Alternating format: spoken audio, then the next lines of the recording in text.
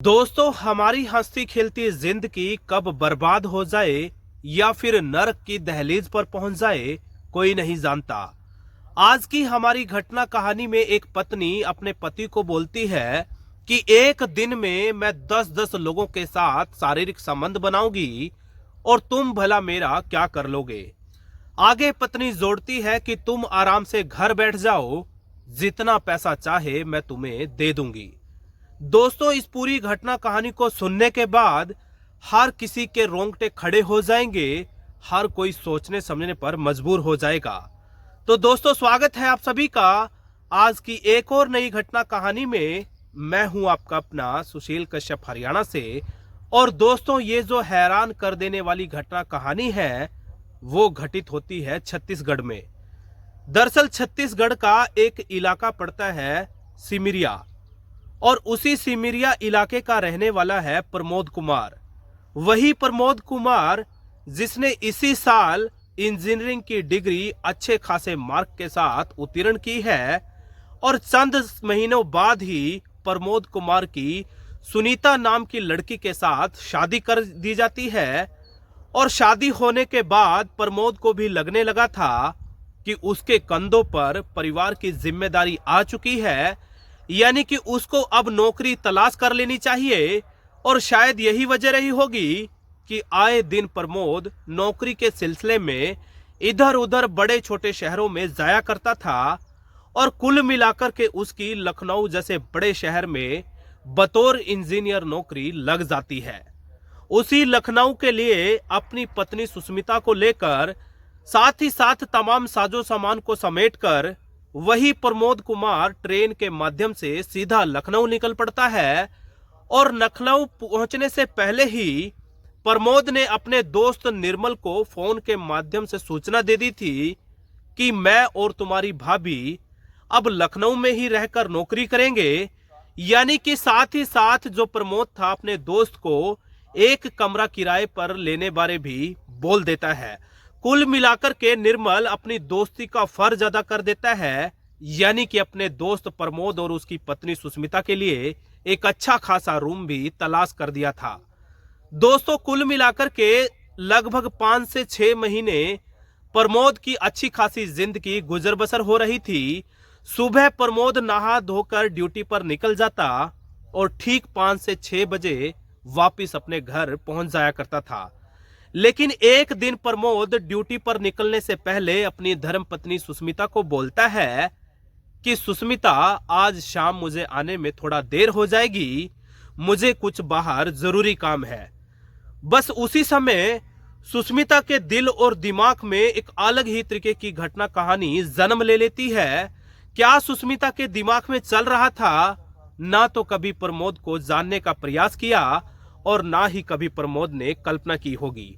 लेकिन अचानक से दोस्तों होता कुछ यूं है कि प्रमोद कहकर तो गया था लेट आएगा, लेकिन अमूमन आमतौर पर जिस समय वो वापस आया करता था उससे भी लगभग 1 घंटा पहले वो घर की दहलीज पर पहुंच जाता है। और जैसे ही प्रमोद अपने घर पर आकर दस्तक देता है तो अंदर का नजारा देखकर प्रमोद के भी कदमों तले जमीन खिसक चुकी थी, यानी कि उसकी आंखें फटी की फटी रह चुकी थी। अंदर का जो नजारा था वो वाकई में ही देखने लायक था। दरअसल अंदर कमरे में प्रमोद का दोस्त निर्मल उसकी ही धर्मपत्नी सुष्मिता के साथ हमबिस्तर था। यानी कि आपत्तिजनक स्थिति में प्रमोद ने उन दोनों को रंगे हाथों पकड़ लिया था। वो कुछ कह पाता, उसने तमाम गुस्से आक्रोश को घूंट भरकर पी लिया और वहां से तमाम साजो सामान समेटकर सीधा अपने गांव की ओर निकल पड़ता है। और दोस्तों, अपने गांव जाकर अपने एक सहयोगी जो कि पेशे से वकील थे उसको स्पष्ट लहजे में प्रमोद बोलता है कि मुझे तलाक चाहिए। और वकील साहब भी कह चुके थे कि जरूर तुम्हारी फाइल कोर्ट के समक्ष पेश कर दी जाएगी, लेकिन उससे पहले तमाम वो साजो सामान, वो सबूत, गवाह आपको बतौर तलाक के लिए पेश करने पड़ेंगे, यानी कि तलाक लेने का कारण बताना होगा। और इस पूरी प्रक्रिया में लगभग 3 से 4 महीने का समय लग सकता है। यानी कि प्रमोद फिर गुस्से से लाल होकर वापस अपने घर लौट जाता है। और सुष्मिता ने जब अपने पति को वापस पाया तो सुष्मिता बोलती है कि ले आए तलाक, और कहीं ना कहीं वो भी गुस्से में बोलती है कि जितना मर्जी जोर लगा लो, जब तक मेरी मर्जी नहीं होगी प्रमोद तुम मुझसे तलाक नहीं ले सकते, और यदि तलाक ले भी लिया तो मैं घर में बैठकर आराम से खा सकती हूं, यानी कि तुम कमाओगे और भत्ते के तौर पर मुझे पैसा दिया करोगे। वो महिला यही नहीं रुकी और गुस्से में यहां तक कह देती है कि जब तक मैं तुम्हारी पत्नी हूं तब तक दिन में 10-10 मर्दों के साथ शारीरिक संबंध बनाऊंगी और तुम भला मेरा क्या बिगाड़ लोगे।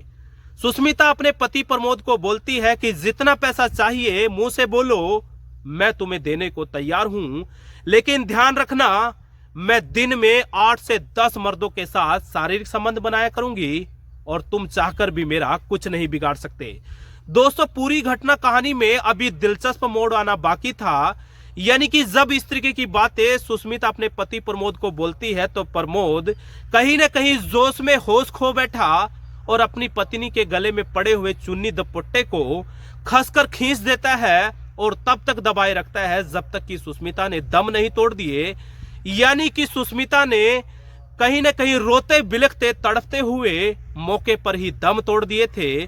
और बड़े ही शातिराना अंदाज में वो प्रमोद उसी चुन्नी को पंखे पर लटका देता है। कहीं ना कहीं ये पूरी घटना कहानी को अंजाम देता है ताकि किसी भी अनजान शख्स को लगे कि वाकई में ही सुष्मिता ने आत्महत्या की है, फांसी लगाकर अपनी जीवन लीला समाप्त की है। लेकिन दोस्तों, वो कहते हैं ना, मुजरिम चाहे कितना ही शातिर क्यों ना हो, कितने ही शातिराना अंदाज में कोई मुजरिम अपनी घटना कहानी को अंजाम क्यों ना कर दे, आखिरकार उसको कानून की जकड़ में आना ही पड़ता है। और पूरी घटना कहानी में पड़ोसियों की तहरीर पर मामला दर्ज करके तमाम अधिकारी कहीं न कहीं संजीदगी और तत्परता से जुट जाते हैं और कुल मिलाकर के जो भी संलिप्त लोग थे उनको गिरफ्तार कर लिया गया है। और देश दुनिया में जैसा ही ये पूरा मामला सोशल मीडिया के माध्यम से वायरल किया जा रहा है तो लोग भी ये आस और उम्मीद कर बैठे हैं कि जरूर प्रमोद और उसके साथियों को बची खुची जिंदगी सलाखों की काल कोठड़ी में बैठकर गुजारनी पड़ेगी। उन्हीं सलाखों की काल कोठड़ी के पीछे बैठकर प्रमोद को अपने किए बुरे कर्मों का पछतावा करना होगा। दोस्तों, ये थी पूरी घटना कहानी, आप लोगों को कैसी लगी जरूर बताइएगा।